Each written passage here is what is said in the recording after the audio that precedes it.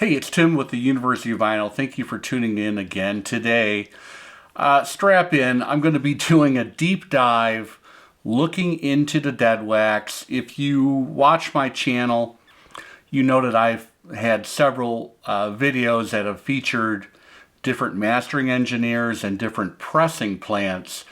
Today, I want to take a look at the synergy between the mastering engineer and a special plating facility, and then that plating facility using one of two main pressing plants. And there's something to talk about as far as geographic proximity. So stick with me here. I'm going to show 5 original pressings of different records that came out in the late 70s, early 1980s. They all have a common denominator. They all sound absolutely amazing. And I have a theory today as to why all of these records sound great. I think there's something here, and stay tuned.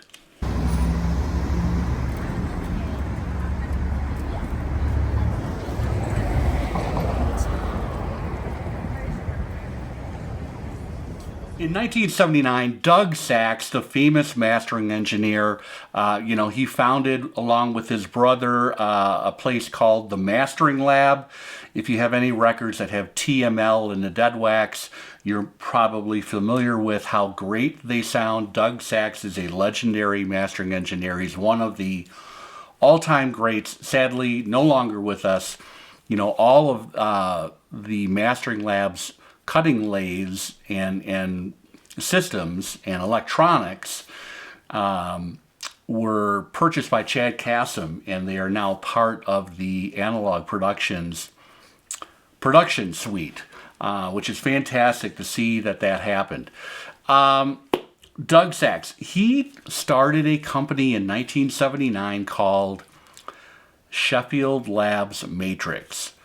Sheffield Labs Matrix was an offshoot of Sheffield Labs Records.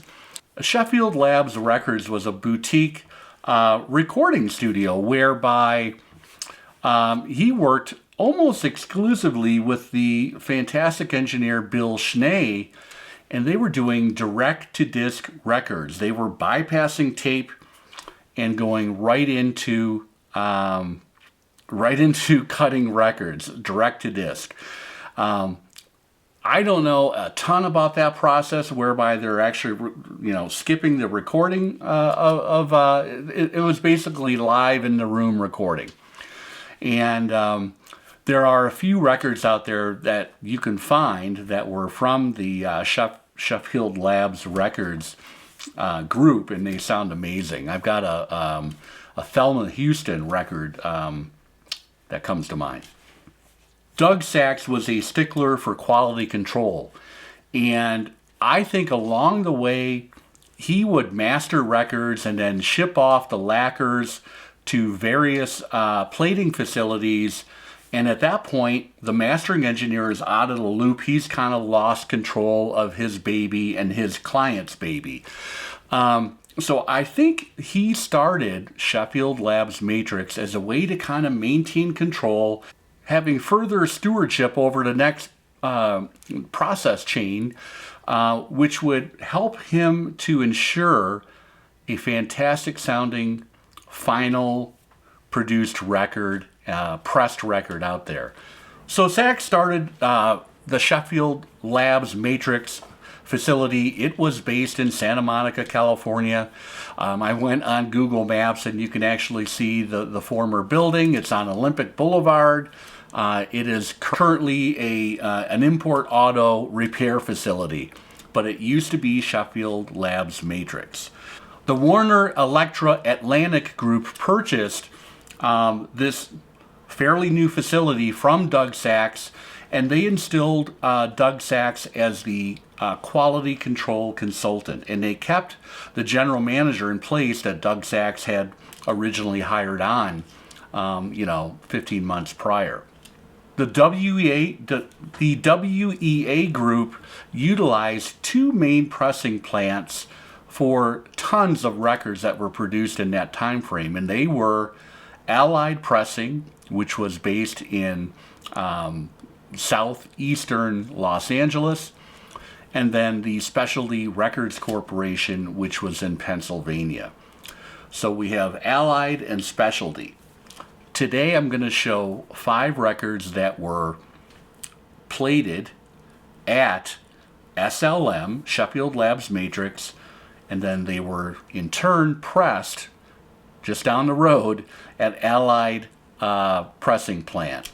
The mastering engineer will produce a lacquer after they have mastered a record and they have cut it using a cutting lathe into an aluminum lacquer, and that lacquer is coated with a special compound which is nitrocellulose. And lacquers, as a general rule of thumb, are delicate things, and they have usually they have a short shelf life.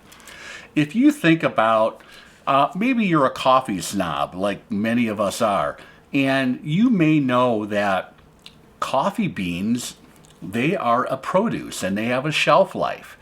Coffee snobs do not go to grocery stores and buy ground coffee, and they don't buy whole beans that typically don't have a production date stamp on them, because those in the know, if you are a coffee snob, you basically are buying stale, and in some cases you're buying spoiled coffee that might have been sitting on shelves for weeks and or months. That is what is up with this entire new hipster coffee trend, the third wave of coffee.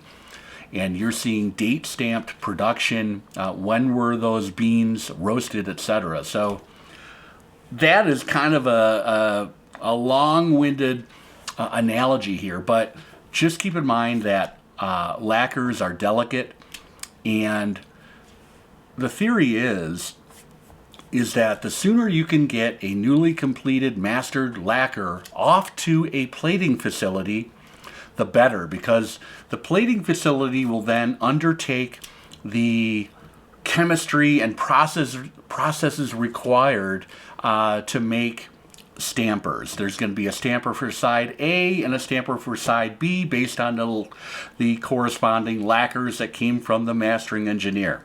Let's take a look at the geographic situation, which I think has a lot of benefits and synergy, and that's why my thesis continues. That's why I think all of these records I'm eventually going to show you today, I think there's a common denominator why they all sound great. Now, remember, the first thing you've got to consider here is it's all about the music. I am a music lover, but as you know, I like to get into the details, and I like to find the best sounding pressings of my favorite music. And I like to uncover common denominators, whether it's the mastering engineer, whether it's which engineers helped record those recordings, and all the way down to the pressing plant. So today, I'm kind of taking a related turn, and I want to talk about this special plating facility, which, you know, if it's going to be set up and managed by Doug Sachs, I think we can count on the fact that, probably these records are going to sound great.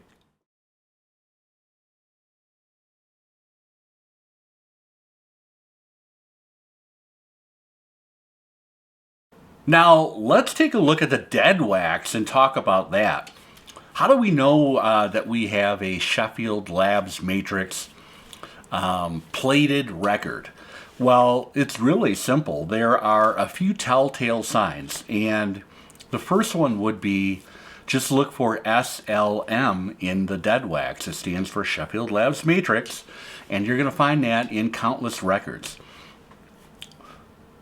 If you don't find an SLM, look for a triangle. And then also, if you find an SLM record, see if you can find a plus symbol in the dead wax. if you find a plus symbol and there's no dots in the different quadrants around the plus symbol, if you just have a plus symbol, that tells you you have a number one stamper situation.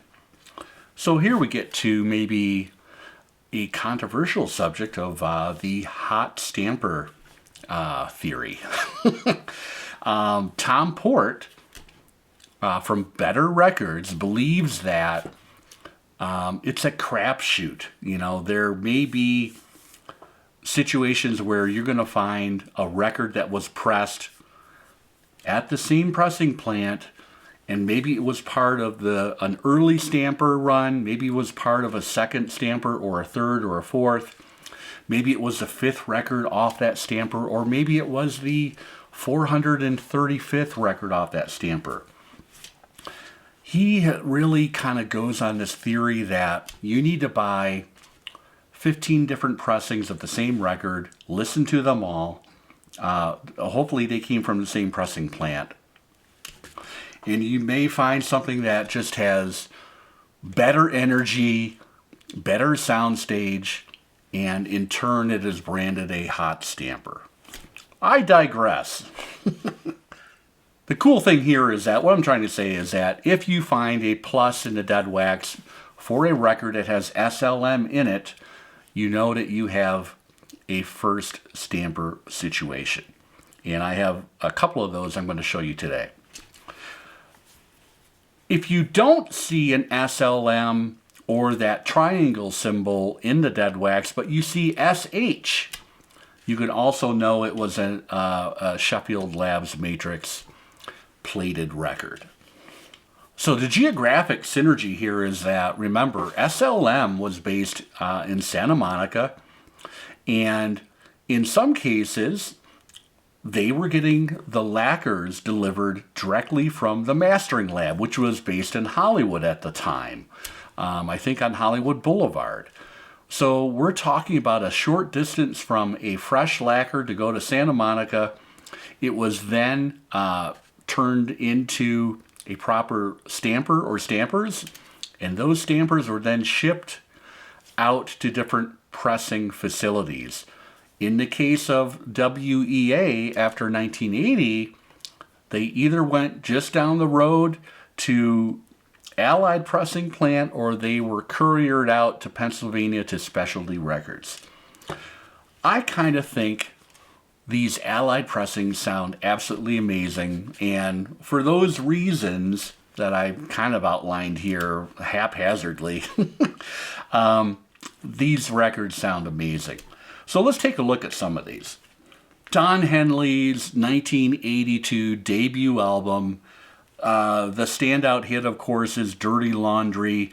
Henley teamed up with Danny Korchmar, Cooch, and Cooch was heavy into experimental sounds in the early 1980s. He was using a synclavier.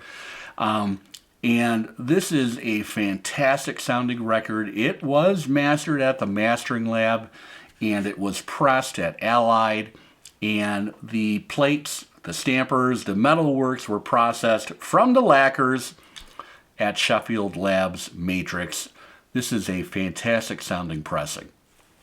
You're probably not going to be able to pick it up, but in the dead wax, you will find that plus or that cross symbol with no dots in the quadrants. That means I am holding a pressing that came from the very first stamper that was developed at SLM. SLM also worked with outside labels, not just WEA titles. So in this case, they worked with Geffen Records, and what we have here is the fourth Peter Gabriel record, otherwise known as Security. This record happens to be a QX2, which is a specialty compound. It's translucent if you hold it up to light. I've talked about QX2 in several videos. This has got holographic 3D sound. It is absolutely amazing. And the interesting thing here is the record was mastered in London at the Townhouse.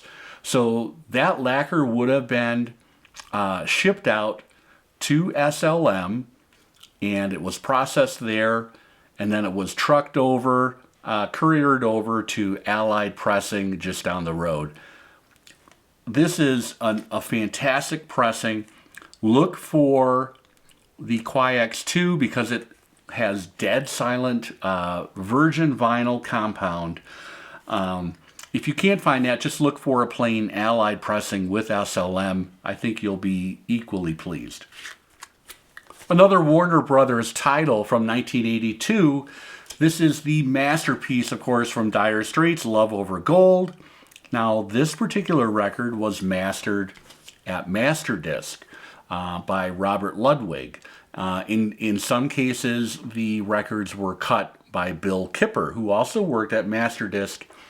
And the assumption is he was working under the same notes and settings that Ludwig had, transcribed for the mastering of the record. So you will find BK for Bill Kipper in most of the U.S. pressings, if not all, I think. I think the only RL that you're going to find is the original UK pressing. However, these sound absolutely amazing. They're incredible sounding. I love Telegraph Road as an example. Just put that on and you will be absolutely amazed. This is I'm not, telling any secrets here. Most people swear by original pressings of Love Over Gold. The lacquer was created at Masterdisc in New York City. It was couriered out to SLM, and it was pressed down the road at Allied. A similar situation. This is a fantastic sounding record. I actually have the Quiax 2, but I also have non-Quiax copies of this. They all sound great. Look for Masterdisc and RL for Robert Ludwig in the dead wax, and look for that SLM and Allied pressing combination. Now, Allied, just so you know, I did do a separate video on Allied pressing. They have a little kind of a balloon. It looks like a balloon, an off-centered balloon for kind of an open-ended A. You'll find that stamp in the dead wax for Allied pressings. If you don't see that, you may also see a capital A stamped in the label, usually around 12 o'clock on the A and the B side. I'm going to show some pictures of these so people can check those out. But this is a fantastic pressing. Again, there's synergy here between SLM that did the plating of the record, and the stampers were produced. They were sent down just down the road to Allied Pressing. The fifth and final record I'm going to show, and believe me, there are hundreds more that you can find out there in the wild for all different titles that were on the Warner, Elektra, and Atlantic labels in the late 70s into the 80s. This one, a fantastic record from 1987, Depeche Mode's Music for the Masses. You will find in the dead wax, plated at SLM, and it was then pressed at Allied Pressing. That's it for today. A deep dive into the dead wax, talking about the synergies between SLM and Allied Pressing. They were just, 40 miles away from each other. Lacquers being a delicate product that definitely has a shelf life.